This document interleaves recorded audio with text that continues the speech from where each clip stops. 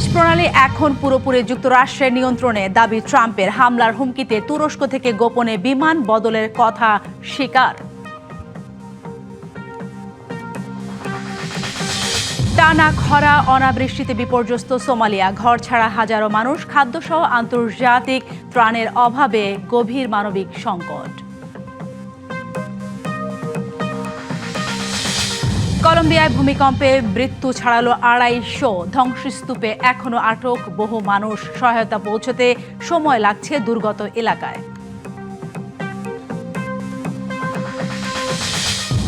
দেখছিলেন সংবাদ শিরোনাম, এবারে জানাবো খবরের বিস্তারিত।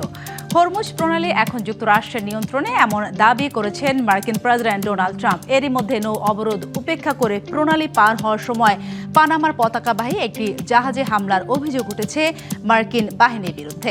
সংকট নিরসনে আলোচনা উদ্যোগে ইরানে গেছেন পাকিস্তানের স্বরাষ্ট্রমন্ত্রী মহসিন নাকভি। এছাড়া লোহিত সাগরে পণ্যবাহী জাহাজে হুথিদের হামলায় নিহত হয়েছেন অন্তত ৬ জন। দিন যত গড়াচ্ছে ততই তীব্র হচ্ছে যুক্তরাষ্ট্র ইরান সংঘাত। চলছে হুমকি ধামকি, থেমে নেই হামলা পাল্টা হামলাও।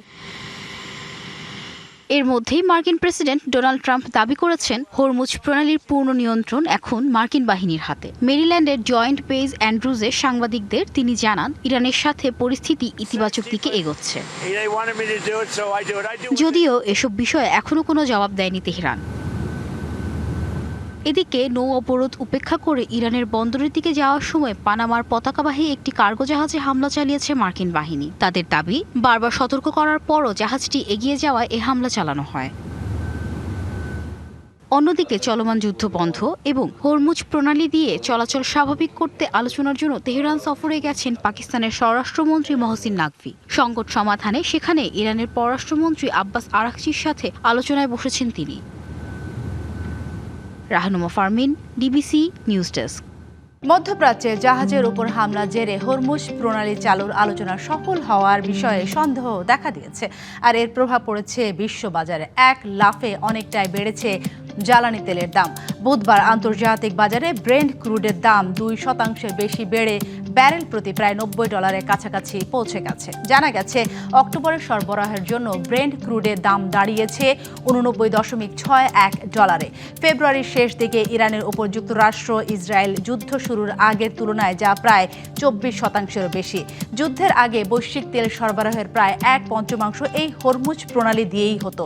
এটি আবারও চালুর বিষয়ে চুক্তির সম্ভাবনা নিয়ে উদ্বেগ দেখা দেওয়ায় গেল এক সপ্তাহে তেলের দাম ঊর্ধ্বমুখী হয়ে গেছে।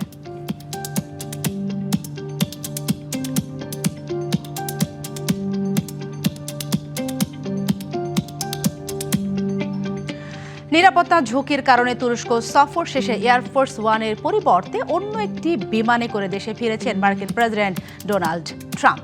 মঙ্গলবার মেরিল্যান্ডের জয়েন্ট বেস অ্যান্ড্রুজে সাংবাদিকদের এমন তথ্য জানিয়েছেন ট্রাম্প। তিনি আরও জানান, ইরানের সম্ভাব্য হামলার হুমকির কারণে সিক্রেট সার্ভিসের পরামর্শে এই পদক্ষেপ নেন তিনি। ট্রাম্প আরও বলেন, তার জীবনের উপর বেশ কিছু হুমকি রয়েছে, তাই নিরাপত্তা কর্মকর্তাদের নির্দেশ মেনেই তাকে চলতে হয়। এর আগে মার্কিন গণমাধ্যম ওয়াশিংটন পোস্টের এক প্রতিবেদনে বলা হয়েছে, ইরানের হামলার হুমকির কারণে ট্রাম্পকে একটি ক্যাটারিং বা খাবার সরবরাহের কন্টেইনারে লুকিয়ে অন্য একটি বিমানে তোলা হয়েছিল। আর শত্রুদের ধোঁকা দেওয়ার জন্য হোয়াইট হাউসের কর্মকর্তা ও সাংবাদিকদের নিয়ে এয়ারফোর্স ওয়ান বিমানটিকে আকাশে ওড়ানো হয়। যুক্তরাষ্ট্রের ওয়াইহো অঙ্গরাজ্যে ঝড় ও টানা বৃষ্টিতে দেখা দিয়েছে বন্যা। দুর্যোগপূর্ণ আবহাওয়ায় এখন পর্যন্ত অন্তত একজনের মৃত্যুর খবর জানিয়েছে অঙ্গরাজ্যের গভর্নর মাইক ডিভাইড। বন্যায় সবচেয়ে বেশি ক্ষতিগ্রস্ত হয়েছে পেরি ও মাসাঙ্কিগাম কাউন্টি। পরিস্থিতি বিবেচনায় 2 কাউন্টিতে জরুরি অবস্থা ঘোষণা করা হয়েছে। বন্যার কবলে পড়েছে রোজভিল শহরও। গভর্নর ডিওয়াইন জানিয়েছে, ওয়াইহো জুড়ে পরিস্থিতি অত্যন্ত ঝুঁকিপূর্ণ। এদিকে ওয়াইহোর পাশাপাশি ইলিনয় ও ইন্ডিয়ানা অঙ্গরাজ্যেও ভয়াবহ ঝড় আঘাত এনেছে। প্রবল বাতাস ও বজ্রঝড়ে 6 লাখেরও বেশি মানুষ বিদ্যুৎ বিচ্ছিন্ন হয়ে পড়েছেন। ওয়াইহোতে বিদ্যুৎহীন রয়েছেন প্রায় 2,90,000 গ্রাহক।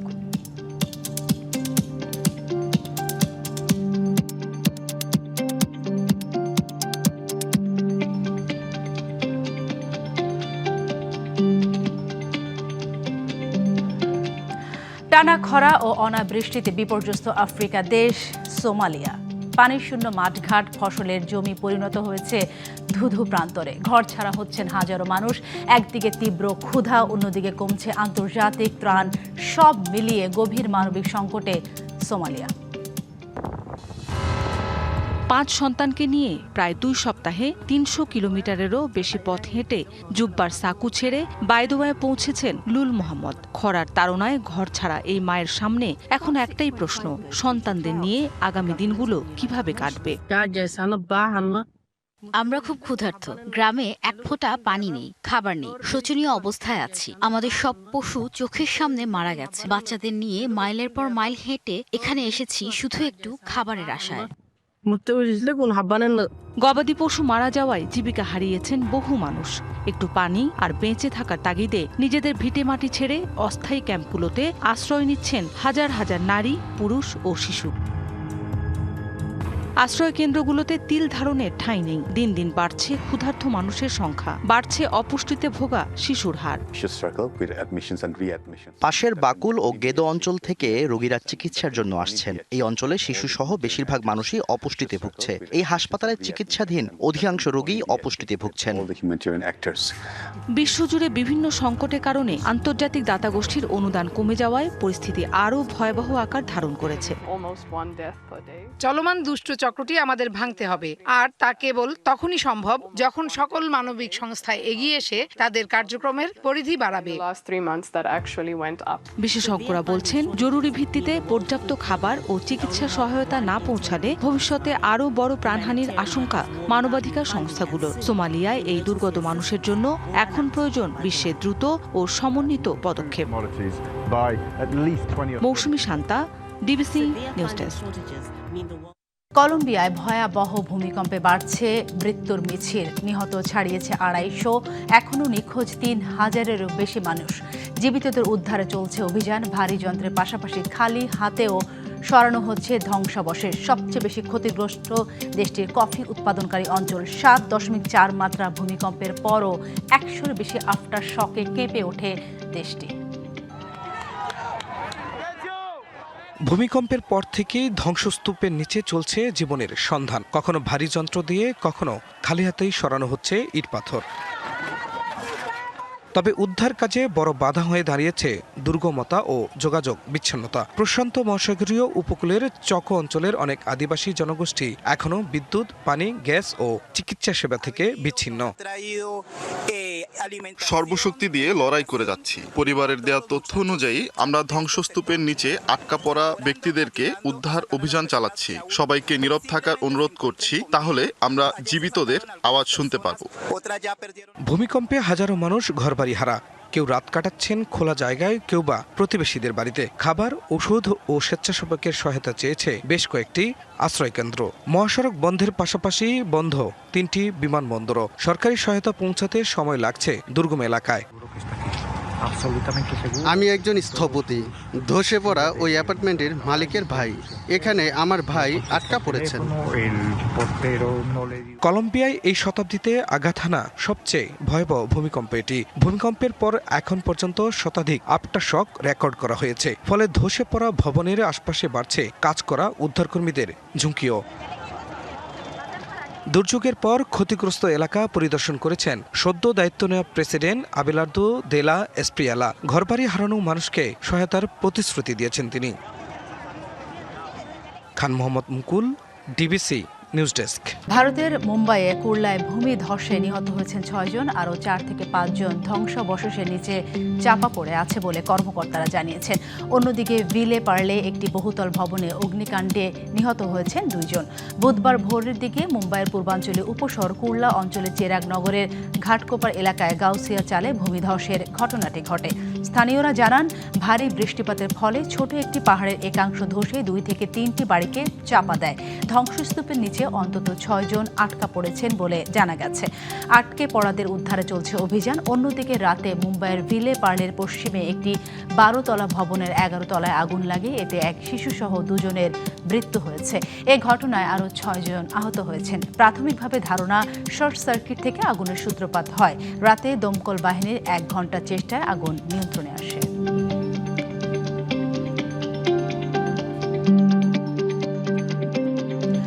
যুক্তরাষ্ট্রে দক্ষিণ কোরিয়ায় সামরিক মহড়ার আগ মুহূর্তে ব্যালিস্টিক ক্ষেপণাস্ত্র ছুঁড়েছে উত্তর কোরিয়া। জাপান সাগর অভিমুখে একটি ব্যালিস্টিক ক্ষেপণাস্ত্র নিক্ষেপের কথা নিশ্চিত করেছে সিউল ও টোকিও। এক সপ্তাহের কম ব্যবধানের সময়ের মধ্যেই পিয়ংইয়ংয়ের এটি দ্বিতীয় ক্ষেপণাস্ত্র পরীক্ষা। আগামী 17 অগস্ট থেকে দক্ষিণ কোরিয়া ও যুক্তরাষ্ট্র বার্ষিক উলচি ফ্রিডম শিল্ড সামরিক মহড়া আয়োজনে পরিকল্পনা ঘোষণার পর বুধবার এই ক্ষেপণাস্ত্র নিক্ষেপের ঘটনা ঘটল। দক্ষিণ Korea joint chiefs of staff এক বার্তা নিশ্চিত করেন ওনসান এলাকা থেকে পূর্ব সাগরের দিকে উত্তর কোরিয়ার নিক্ষেপ করা একটি ব্যালিস্টিক ক্ষেপণাস্ত্র শনাক্ত করেছে। দক্ষিণ কোরিয়ার সামরিক বাহিনী জানিয়েছে ক্ষেপণাস্ত্রটি 700 কিলোমিটারেরও বেশি পথ পাড়ি দিয়েছে। এরপর নজরদারির ব্যবস্থা জোরদার করা হয়েছে এবং এই উৎক্ষেপণের বিষয়ে ওয়াশিংটন ও টোকিওর সঙ্গে ঘনিষ্ঠভাবে তথ্য বিনিময় করা হচ্ছে বলে জানায় সিউল।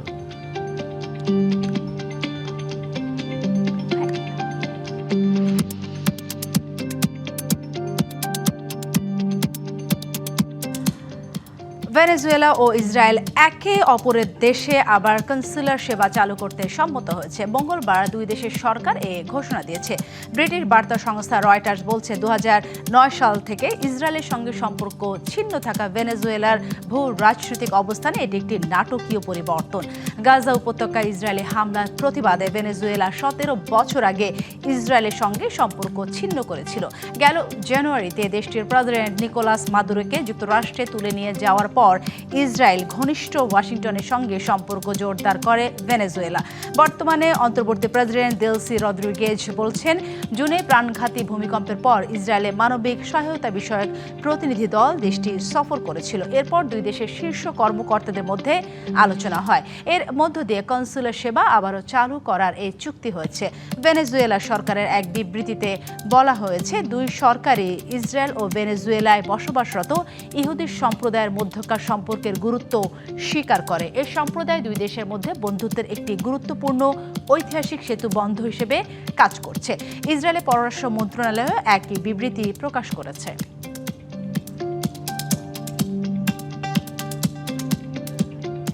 মধ্যপ্রাচ্যে প্রথম দেশ হিসেবে মৃত্যুদণ্ড পুরোপুরি বাতিল করল লেবানন। কয়েক দফা সংশোধনের পর মঙ্গলবার দেশটির সংসদে সংক্রান্ত একটি বিল পাশ করেছে। নতুন আইনে মৃত্যুদণ্ডের পরিবর্তে যাবজ্জীবন ও কঠোর সশ্রম কারাদণ্ডের বিধান রাখা হয়েছে। 128 সদস্যের সংসদের সংখ্যাগরিষ্ঠ আইন প্রণেতা বিলটির পক্ষে ভোট দেন। তবে ইরান সমর্থিত সশস্ত্র গোষ্ঠী হিজবুল্লাহর সংসদ সদস্যরা এর বিরোধিতা করেছেন। লেবাননের বিচারমন্ত্রী আদেল নাসার এই সিদ্ধান্তকে ঐতিহাসিক পদক্ষেপ বলে উল্লেখ করেছেন। 2004 সাল থেকে লেবাননে মৃত্যুদণ্ড কার্যকর বন্ধ রয়েছে, তবে আদালতগুলো বিভিন্ন মামলায় মৃত্যুদণ্ডের রায় দিয়ে আসছিল। গত বছরের শেষ নাগাদ দেশটিতে 85 জন মৃত্যুদণ্ডপ্রাপ্ত ব্যক্তি ছিলেন। মৃত্যুদণ্ড বাতিলের সিদ্ধান্তকে স্বাগত জানিয়েছে অ্যামনেস্টি ইন্টারন্যাশনাল। সংস্থাটি একে মানবাধিকারের বড় বিজয় হিসেবে অভিহিত করেছে। তবে নতুন আইনে সশ্রম কারাদণ্ড কিভাবে কার্যকর হবে তা নিয়ে প্রশ্ন রয়েছে।